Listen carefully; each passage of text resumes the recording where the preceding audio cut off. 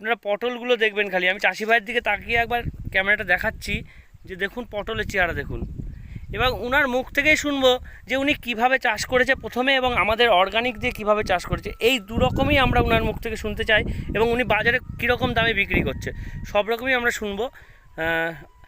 ঠিক আছে, নমস্কার শ্যামলগা, আপনি একটু বলতে পারেন আমাদের অর্গানিক দিয়ে কীরকম চাষ করছেন আর কি করেছেন, কি পরিস্থিতি একটু বলেন তো।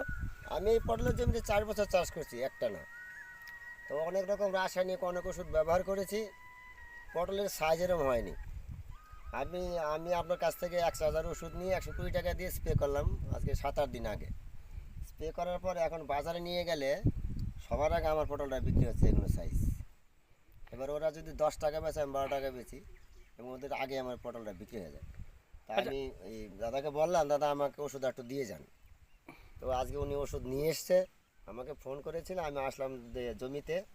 তাই আমি বললাম আমাকে একটু ওষুধ দেন, পাশাপাশি আরও যারা আছে এদেরকে আমি বলবো ওষুধ নেও, নিয়ে দেখো ওষুধটা একবার নিয়ে চেক করে দেখো। তো আমি খুব ফল পেয়েছি ওষুধটা, নিঃসন্দেহে ভালো ওষুধ। একদম একদম।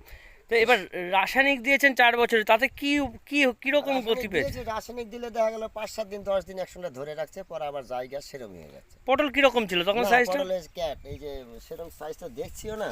ও আচ্ছা, আমাদের অর্গানিক দিয়ে কোনো খুব সাইজ খুঁজে পাচ্ছে না যে রাসায়নিক কী ছিল। যেরকম সাইজ ছিল আমার সেরকম সেরকম মাল নেই এখন। ডগা কেমন ছাড়তো?